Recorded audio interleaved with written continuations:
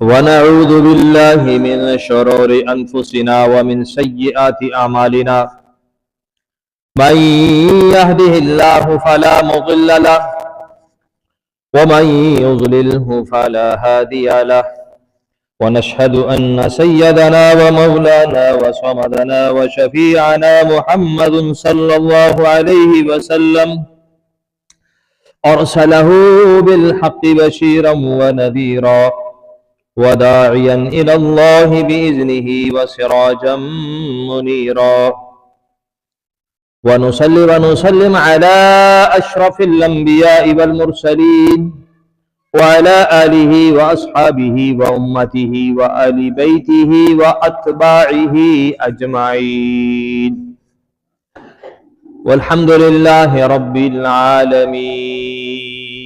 وقد قال الله سبحانه وتعالى في القرآن المجيد والفرقان الحميد: يا أيها الذين آمنوا اجتنبوا كثيرا من الظن. وقال حبيب الله تعالى صلى الله عليه وسلم: إياكم والظن فإن الظن أكذب الحديث. صدق الله العظيم وصدق رسوله النبي الكريم ونحن على ذلك لمن الشاهدين والشاكرين والحمد لله رب العالمین. دعا فرمائیے اللہ تعالی شانہ ہمیں حق کے مطابق کہنے کی توفیق عطا فرمائے. اللہ تعالی شانہ کا کرم ہے کہ اللہ نے مجھے آپ کو جمعے کی حاضری کی توفیق عطا فرمائی ہے. یہ محض کرم اور فضل ہے اللہ کا، ورنہ اپنی کوئی طاقت نہیں ہے، اپنا کوئی زور نہیں ہے. این سعادت بزور بازو نیست. یہ جو سعادت ہے یہ اپنے بازو کی طاقت نہیں ہے، بلکہ اللہ کی مہربانی ہے کہ آج ہم مسجد کے اندر بیٹھے ہیں. ایک تو اللہ کا شکر ادا کریں. لَإِن شَكَرْتُمْ لَأَزِيدَنَّكُمْ وَلَإِن كَفَرْتُمْ إِنَّ عَذَابِي لَشَدِيدٌ. اگر تم میرا شکر ادا کرو گے تو میں تمہاری شکر کی وجہ سے تمہاری نعمت کو زیادہ کر دوں گا، اور اگر تم کفران نعمت کرو گے، ناشکری کرو گے، تو میں تمہارے پاس جو نعمت ہے وہ بھی چھین لوں گا. اللہ تعالیٰ اپنی کلام کے اندر فرماتے ہیں. اس وقت دنیا کے اندر لوگ اپنی ذہنی خرافات، ذہنی پریشانیوں اور ٹینشنوں کا شکار ہیں، ڈپریشن اور انگزائٹی کے اندر مبتلا ہیں. بہت سارے لوگ دنیا کے اندر ایسی پریشانیوں اور بیماریوں کے اندر مبتلا ہیں کہ جو کیس رجسٹرڈ ہو رہے ہیں، چاہے وہ عدالتیں میں ہوں، چاہے وہ ہسپتالوں کے اندر ہوں، چاہے وہ جسمانی امراض کے ہوں یا روحانی امراض کے ہوں، ان کی تعداد بہت زیادہ ہے. گزشتہ سال صرف ایک ضلع لاہور میں 65,000 کیس فیملی کے رجسٹرڈ ہوئے ہیں. 65,000 کیس، اور ان میں جو طلاقوں کے کیس تھے وہ 23,000 کیس تھے جو صرف طلاقوں پر مشتمل تھے. کیا انسانی ذہنی ڈپریشن، ذہنی انگزائٹی اور انسان کے جذبات کا توازن نہ ہونا، انسان کی کیفیات کا توازن نہ ہونا، انسان بہت ساری ایسی روحانی بیماریوں میں مبتلا ہو چکا ہے جس وجہ سے بہت ساری خرافات اور ذہنی دباؤ اس کا حصہ اور مقدر بن چکے ہیں. میرے محترم بھائیوں، ساتھیوں، دوستوں، اللہ کے پیارے حبیب علیہ الصلوۃ والسلام نے ایک ایسی چیز کی طرف اشارہ فرمایا ہے کہ اللہ تعالیٰ شان وہ فرما رہے ہیں اپنے کلام کے اندر: یا ایھا الذین آمنوا اجتنبوا کثیرا من الظن. اے ایمان والو، تم اپنے آپ کو بہت سارے گمانوں سے محفوظ کر کے رکھو، بچا کے رکھو. اجتنبوا کثیرا من الظن، فرمایا ان بعد الظن اثم، اس لیے کہ بہت ساری جو گمان ہوتے ہیں وہ گناہ ہوتے ہیں. بہت سارے گمان وہ گناہ ہوتے ہیں، اس لیے اپنے آپ کو ان بعض گمانوں سے بچا کے رکھو. بہت سارے گمان یہ گناہ ہوتے ہیں. انسان زندگی میں جو جیتا ہے وہ کسی نہ کسی گمان کی بنیاد پہ جیتا ہے، اور اپنے گھر والوں کے ساتھ بھی اس کا کوئی گمان ہوتا ہے، اپنے اعزاء اقارب کے ساتھ بھی کوئی اس کا گمان ہوتا ہے، اپنے ساتھ چلنے والے دفتر کے لوگوں کا بھی گمان ہوتا ہے، اپنے ساتھ معاملات کرنے والے خونی رشتوں کا بھی انسان کے اوپر کوئی گمان ہوتا ہے. تو وہ جو گمان ہیں وہ ہر وقت اتار اور چڑھاؤ کا شکار رہتے ہیں، چڑھاؤ کا اور اتار کا شکار رہتے ہیں. اس لیے کہ انسان ایک حال میں نہیں رہتا ہے، انسان بھولتا بھی ہے. جیسے انسان کا نام اللہ تعالیٰ نے انسان کہ پہلا انسان جو دنیا میں آیا تھا، اول الناس جو پہلا انسان تھا، اول ناسن، پہلا انسان کائنات میں آیا تھا، وہ بھول گیا تھا، آدم علیہ السلام۔ اب چونکہ بھول کا مادہ اس میں رہے گا، جذباتی اعتبار سے بھی بھولے گا، کیفیات کے اعتبار سے بھی بھولے گا، ذہنی حافظے کے اعتبار سے بھی بھولے گا، ہر اعتبار سے بھولے گا۔ جب یہ بھولے گا تو اس کا دل دماغ اس کو ایسی کیفیات کی طرف لے جائے گا کہ ہر ایک کے بارے میں وہ بدگمانی کرنا شروع کر دے گا۔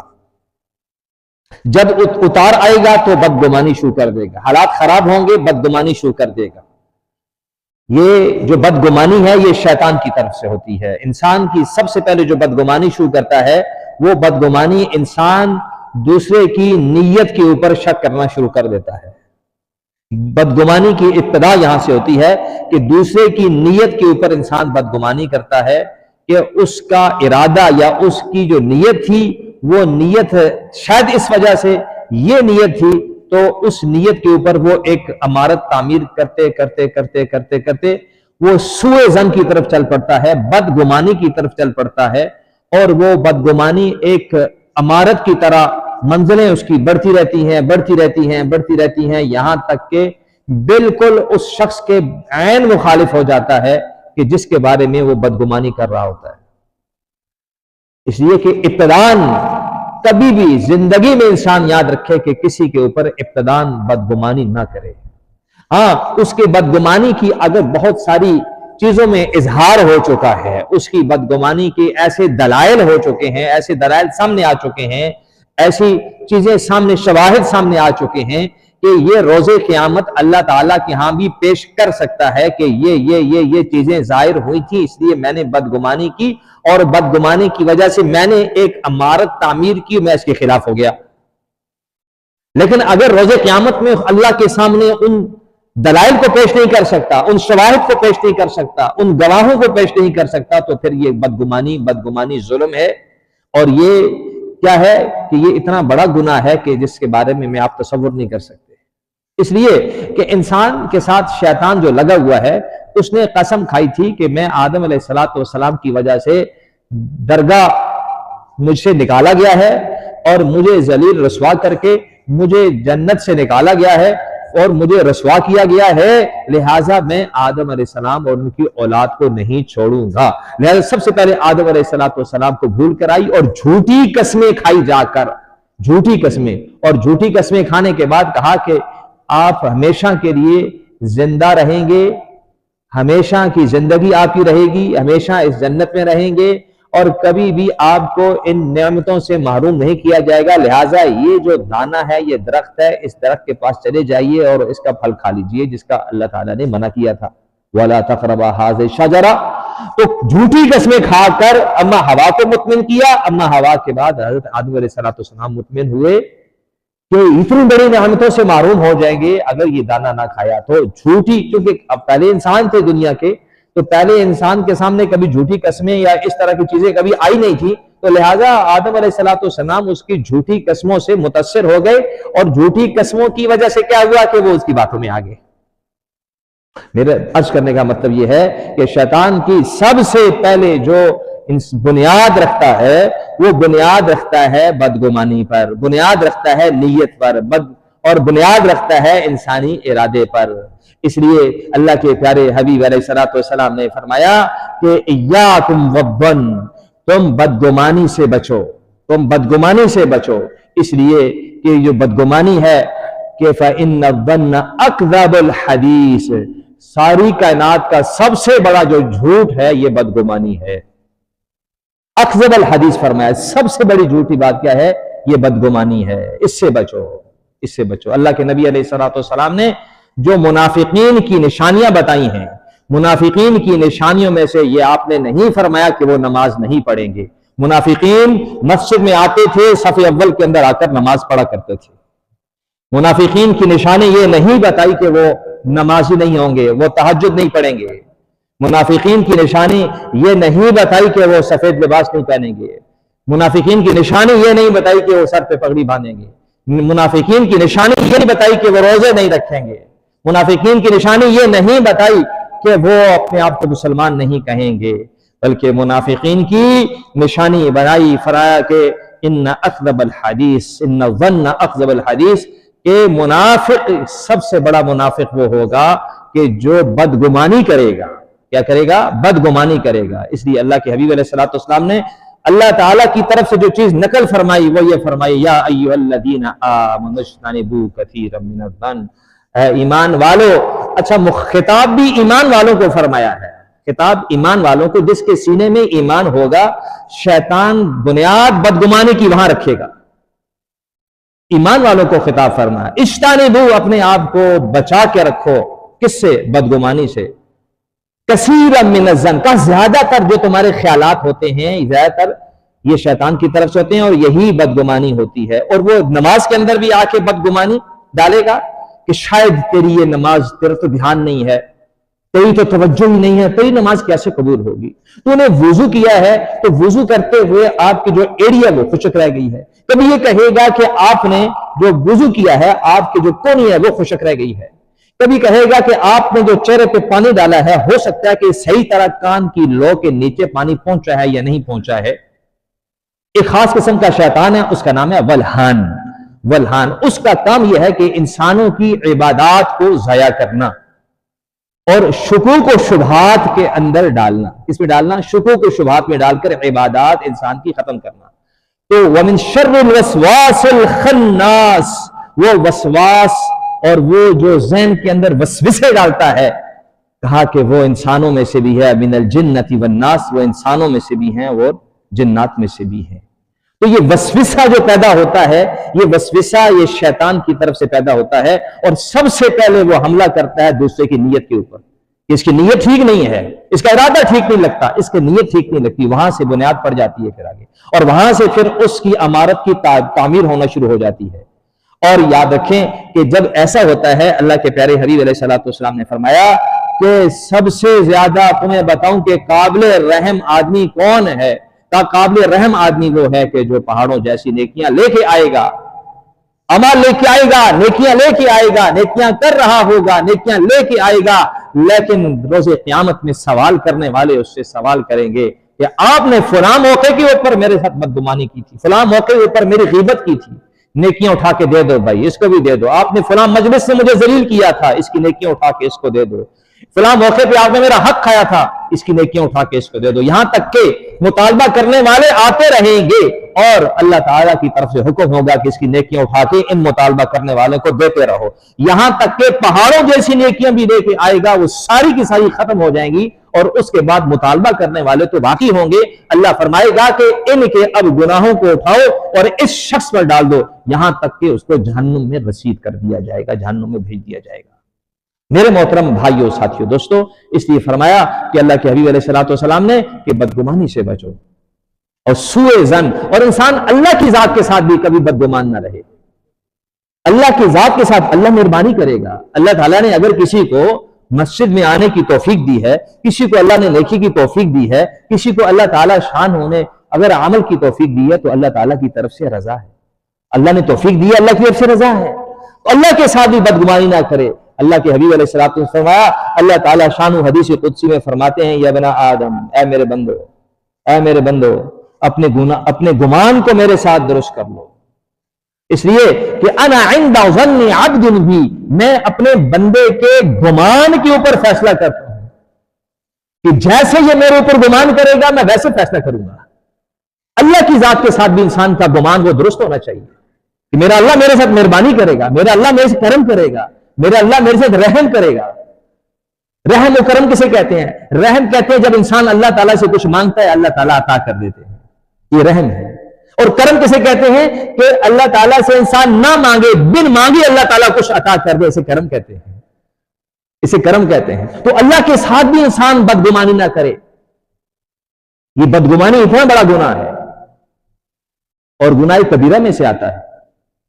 اور نمازوں کے اندر جو وسوسے ہیں، نمازوں کے اندر جو اس قسم کے خیالات ہیں، ایک صحابی نے عرض کیا، یا رسول اللہ صلی اللہ علیہ وسلم، بعض دفعہ مجھے نماز میں ایسے غلط قسم کے وسوسے آتے ہیں، غلط قسم کے خیالات آتے ہیں کہ اس سے میں بہتر یہ سمجھتا ہوں کہ میں جل کے کولا بن جاؤں اور وہ وسوسے مجھے نہ آئیں. تو اللہ کے حبیب علیہ الصلوۃ والسلام نے فرمایا کہ یہ تیرے اندر ایمان کی نشانی ہے، تیرے اندر ایمان ہے، تو پریشان ہے، تیرے اندر ایمان ہے، لیکن یاد رکھو کہ اللہ تعالیٰ شان نے اس وسوسے کو معاف کیا ہے، نماز کے اندر وسوسہ آئے معاف کیا ہے، لیکن ظن سو، کسی کے ساتھ بدگمانی لے کے چلنا، اسے کہتے ہیں ظن سو، کہتے ہیں بدگمانی لے کے چلنا، کہ شاید یہ اس کے اندر یہ خرابی ہے اور یہ میرے خلاف ہے، یہ فلاں کے خلاف ہے، یا یہ میرے خلاف بات کر رہا ہوگا، یا یہ فلاں کے خلاف بات کر رہا ہوگا، تو اس کو ایک صرف سوچ کو لے کے اس کو بلڈنگ بنانا شروع کر دینا، اس کو تعمیر کرنا شروع کر دینا، یہ اللہ کے حبیب علیہ السلام نے منع فرمایا ہے۔ اس لیے کہ فرمایا کہ مسلمان کے ساتھ حسن ظن کا سلوک کرو، حسن ظن، اور حسن ظن کے لیے دلیل کی ضرورت نہیں ہوتی، اچھے گمان کے لیے دلیل کی ضرورت نہیں ہوتی۔ ایک صحابی نے عرض کیا یا رسول اللہ، میرا غلام ہے تو مجھے اس کے ساتھ تھوڑا سا عداوت، میں اسے سزا دیتا ہوں، میں اسے پیٹتا ہوں، مارتا ہوں، تو میں اسے کتنی دفعہ معاف کیا کروں؟ آپ علیہ السلام نے فرمایا، آپ نے سمجھ گیا کہ اس کے اندر بدگمانی ہے، ہر چھوٹی چھوٹی بات پہ مارتا ہے، آپ نے فرمایا 70 دفعہ اس کو معاف کیا کرو، 70 دفعہ اس کو معاف کیا کرو۔ 70 کا عدد عربی کے اندر یہ کثیر تعداد بتانے کے لیے آتا ہے، یہ گنتی کے لیے نہیں آتا، کہ اتنی دفعہ اس کو معاف کر دیا کرو۔ اور فرمایا کہ مسلمان کے بارے میں بدگمانی کرنا، اللہ کے نبی علیہ السلام نے فرمایا کہ تم مسلمان کے بارے میں بدگمانی نہ کرو، اچھا گمان کرو، اور جب تمہارے سامنے کوئی بری چیز آئے، بدگمانی والی کوئی بات آ جائے، تو تم اس کے لیے عذر پیدا کرو، اس لیے کہ تمہارا مسلمان بھائی ہے، عذر پیدا کرو، شاید اس وجہ سے اس سے ایسا ہو گیا ہو، شاید اس وجہ سے ہو گیا ہو، شاید اس وجہ سے ہو گیا ہو، شاید اس وجہ سے ہو گیا ہو۔ تو میں 70 دفعہ یا 99 دفعہ، دو عدد آتے ہیں، 70 دفعہ یا 99 دفعہ اس کا عذر پیدا کرو کہ شاید ہو گیا ہو، شاید اس وجہ۔ اور اس کے بعد فرمایا، اس کے بعد بھی اگر تمہیں اس کے بارے میں بدگمانی کا جذبہ پیدا ہو، پھر بھی تم اپنے اوپر جاؤ کہ تو اتنا ظالم آدمی ہے کہ تو اپنے مسلمان بھائی کا ایک عذر قبول کرنے کے لیے تیار نہیں ہے۔ چلے جائے کہ اپنی اہلیہ کے ساتھ بہت سی بدگمانیاں پیدا ہوتی ہیں، زندگی میں طلاقوں کی شرح کیوں اس وقت بڑھ رہی ہے؟ بدگمانی کی شکل پیدا ہوتی ہے کہ شاید اس کا کسی جگہ غلط تعلق ہے، کسی فلاں سے اس کی بات چیت ہے، اس طرح کی بھائیوں کے لیے بھی ایسی جذبات بعض بار پیدا ہوتے ہیں، چچا کے بارے میں، والد کے بارے میں، بچوں کے بارے میں جذبات پیدا ہوتے ہیں۔ یہ ساری جو بدگمانی ہے یہ گناہ ہے، یہ کیا ہے؟ گناہ ہے۔ اور اچھے گمان کے لیے دلیل کی ضرورت انسان کے پاس نہیں ہے، بغیر دلیل کے انسان ایک بھائی کے ساتھ کیا کرے؟ اچھا گمان کرے، یہ میرا بھائی ہے، اس کے سینے میں کلمہ ہے، ایسا نہیں کر سکتا، ایسا نہیں کر سکتا۔ ایک دفعہ غلاموں کو بیچنے خریدنے کا زمانہ تھا، تو ایک غلام ایک اللہ والے لے کے آئے، اللہ نے مال دیا تھا انہیں، تو بڑا اچھا، بظاہر بڑی اچھی اس کی پرسنالٹی تھی، بہت اچھا، ظاہراً بہت اچھا، طاقتور اور اچھی شخصیت کا حامل لگتا تھا۔ غلام لے کے آئے تو کہا کتنے کا لیا؟ کہا اتنے کا لیا۔ کہا یہ اتنا سستا؟ بیچنے والے سے کہا کتنے کا بیچ رہے ہو؟ کہا اتنا اچھا، صحت والا اور ظاہری جسم صورت ہر چیز بہترین، اور اتنا سستا تم کیسے دے رہے ہو؟ اس نے کہا کہ اس میں ایک، باقی سب اچھا ہے، ایک خرابی یہ ہے کہ یہ بدگمانی کرتا ہے، ایک مسئلہ ہے بس، باقی اسے کہا کہ مسئلہ ہی کوئی نہیں ہے، چلو ٹھیک ہے بدگمانی کو سنبھال لیں گے ہم۔ 2-4-6 مہینے گزرے تو آیا، آ کے کھانا لے کے آتا تھا گھر سے روزانہ، تو دور آ کے بیٹھ گیا، ساتھ کھانا کھایا کرتا تھا، تو آج کے دن میں دور ہٹ کے بیٹھ گیا۔ کہا آپ قریب نہیں آ رہے، کھانا نہیں کھا رہے؟ کہا میرا دل بڑا پریشان ہے۔ کہا کیوں پریشان ہے؟ کہا اس وجہ سے پریشان ہے کہ آپ کے معاملات میرے ساتھ بھی بہت اچھے ہیں، اپنی اہلیہ کے ساتھ بہت اچھے ہیں، سب کے ساتھ بہت اچھے ہیں، لیکن کچھ دنوں سے میں پریشان ہوں کہ آپ کی اہلیہ کا کسی کے ساتھ غلط کچھ تعلق ہے، وہ آتا ہے، یہ بھی اس سے گپ شپ لگاتی ہے، اس طرح کے معاملات ہیں، تو آپ اتنے اچھے انسان ہیں تو اس بارے میں میں پریشان ہوں۔ اس نے کہا اچھا، اس نے کہا آپ جلدی نہ کریں، میں آپ کو 1-2 دن کے اندر بتاؤں گا کیا حالات و واقعات ہوتے ہیں، تو اس کے مطابق پھر آپ اس کی اصلاح کر لیں۔ کہا یہ بات ٹھیک ہے۔ ادھر گھر گیا تو گھر میں جا کے اب اس کی اہلیہ سے یہ کہا کہ آپ کا جو شوہر ہے بہت اچھا ہے، باقی معاملات میں، ساری چیزوں میں، میرے ساتھ، آپ کے ساتھ، ہر بندے کے ساتھ اچھا ہے، لیکن ایک مسئلہ اس میں یہ ہے کہ اس کا کسی ایک عورت کے ساتھ تعلق ہے اور اس کو چاہتا ہے، اس سے یہ دونوں آپس میں باتیں کرتے ہیں اور اس طرح کا، تو اس لیے میں بڑا پریشان ہوں آپ کو دیکھ کر کہ آپ اس کے بارے میں اتنی مخلص ہیں اور آپ اتنا کچھ ہے۔ تو عورتیں تھوڑا باتوں میں جلدی آ جاتی ہیں، تو اس نے کہا کہ پھر مجھے کیا کرنا چاہیے؟ اس نے کہا بندہ تو اچھا ہے، لگتا ہے کہ اس کے اوپر کوئی جادو ہوا ہے، کوئی تعویذ ہوا ہے، جادو ہوا ہے۔ اس نے کہا مجھے کیا کرنا چاہیے؟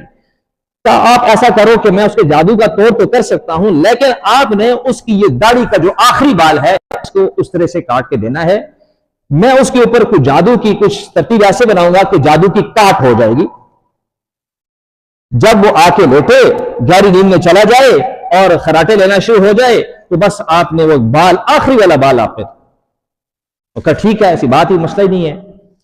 اور ادھر جا کے اس کو کہا کہ بس میں نے آپ کو جو بات بتائی تھی نا، ابھی بات اس نوعیت تک پہنچ چکی ہے کہ وہ آج آپ کو قتل کرنے کا ارادہ ہے اس کا، اور آپ کے لیے بھی حالات اچھے نہیں ہیں۔ میں نے آپ کو جو بات کہی تھی تو بس وہ بات ہونے والی ہے۔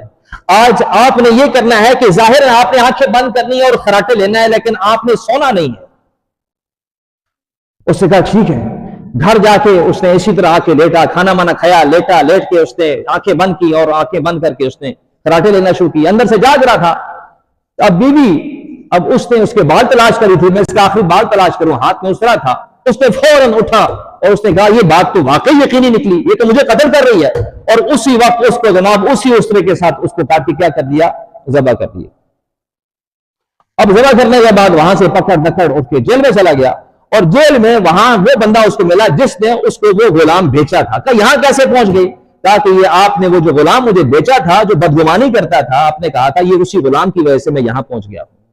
میرے محترم بھائیو دوستو، اللہ کے حبیب علیہ السلام نے فرمایا کہ اکذب الحدیث، سب سے جھوٹی بات کائنات کے اندر بدگمانی ہے۔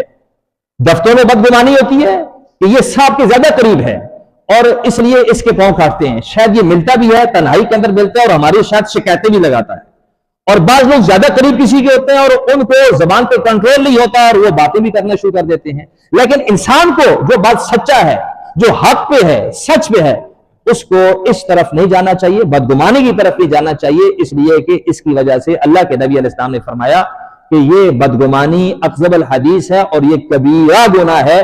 منافق نمازی ہو سکتا ہے، منافق زکات دے سکتا ہے، منافق صف اول میں نماز پڑھ سکتا ہے، منافق بدگمان ہوگا، اللہ کے نبی علیہ السلام نے فرمایا۔ اور بدگمانی، اس سے حسد پیدا ہوگا، بدگمانی سے بغض پیدا ہوگا، بدگمانی انسان کے ذہن میں نفرتوں کو پیدا کرے گی، بدگمانی انسان کے خلاف عداوت کا باعث بنے گی۔ کسی بھی جگہ پہ اگر بدگمانی کی بنیاد پڑ گئی، اور گھر میں پڑ گئی، بیوی کے ساتھ پڑ گئی، اپنے پارٹنر کے ساتھ پڑ گئی، اپنے قریبی کے ساتھ پڑ گئی، تو یہ سمجھے کہ یہ نہ ادارہ چل سکتا ہے، نہ یہ گھر چل سکتا ہے، کیوں کسی بھی کامیاب گھر کے لیے ایک اعتماد کی شکل ہونا ضروری ہے، اعتماد کی شکل ہونا ضروری ہے۔ اس لیے فرمایا کہ جب کوئی منافق کوئی خبر لے کے آئے فتبینوا، اس کی تحقیق کر لیا کرو۔ اللہ پاک اپنے کلام میں فرماتے ہیں بلا تحقیق کے، تاکہ کسی کے جھوٹا ہونے کے لیے کافی ہے اتنا ہی کہ اڑتی اڑاتی بات، چلتی چلاتی بات کو کیا کرے اور اس کو پھیلانا شروع کر دے، بغیر تحقیق کے اس کو پھیلانا شروع کر دے، تاکہ اس کے جھوٹا ہونے کے لیے اتنی بات ہی کافی ہے۔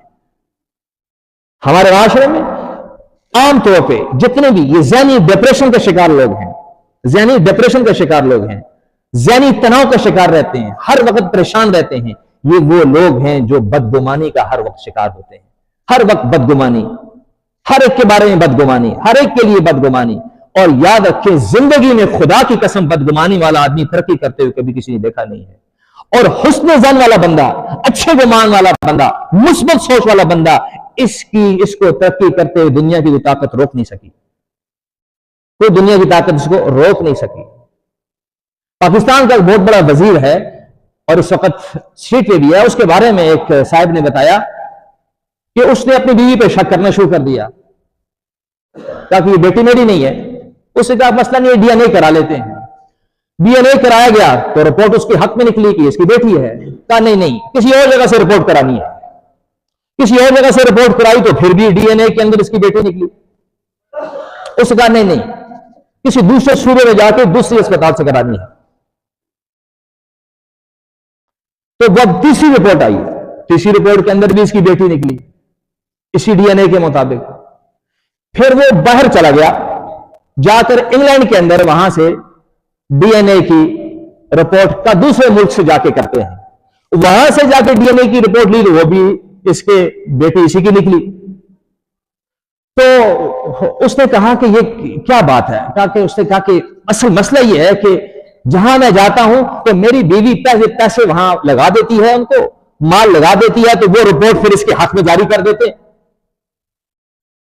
اس نے کہا, میں نے اسے کہا چونکہ شکی کا دوست ہوتا ہے تو شکی کو پسند کرتا ہے, تو میں نے کہا سمجھے گا نہیں ایسے, تو آپ ایسی جگہ سے رپورٹ کراتے ہیں جہاں پہ کسی کو پتہ نہیں ہوگا, تجھے پتہ ہوگا مجھے پتہ ہوگا. تو ٹھیک ہے, کسی ایسی جگہ پہ چلے گئے, کسی ایسی لیبارٹری میں کہ وہ تھا میں تھا, تو بہرحال اس کی وہ ڈی این اے کی رپورٹ کرائی تو وہ بھی اس کے بیٹی اسی کی نکلی. کہا کہ مجھے لگتا ہے تو بھی میری بیوی کے ساتھ ملا ہوا ہے, تو بھی میری بیوی کے ساتھ ملا ہوا ہے. تو شک کا کوئی علاج نہیں ہے, شک کا کوئی علاج نہیں, شک کی کوئی انتہا نہیں ہے, شک کا کوئی منتہا نہیں ہے, شک کی کوئی منزل نہیں ہے. یاد رکھیں, زندگی ساری انسان ڈپریشن کا شکار رہتا ہے, اور غیر مطمئن, بچے غیر مطمئن, خود غیر مطمئن, ساتھی غیر مطمئن, ادارے والے غیر مطمئن, ہر بندہ اس سے غیر مطمئن رہتا ہے. کیوں؟ اس کا ہر ایک کے اوپر بدگمانیوں شائبہ رہتا ہے کہ شاید اس وجہ سے کیا ہو, شاید اس وجہ سے کھا گیا ہو, شاید ہر وقت اس کا شکار رہتا ہے. یاد رکھیں, اکثر الحدیث اگر اللہ کے نبی علیہ السلام نے فرمایا یہ منافق کی علامت ہے, تو اس لیے اس سے بچنا چاہیے, کیونکہ ہر گھر میں, ہر ادارے میں, ہر جگہ میں یہ چیزیں چلتی ہیں. اللہ تعالیٰ سے دعا ہے اللہ تعالیٰ شان و مجھے آپ کو عمل کرنے کی توفیق عطا فرمائے. ہر شریر سے اللہ تعالیٰ ہر مسلمان کی حفاظت فرمائے.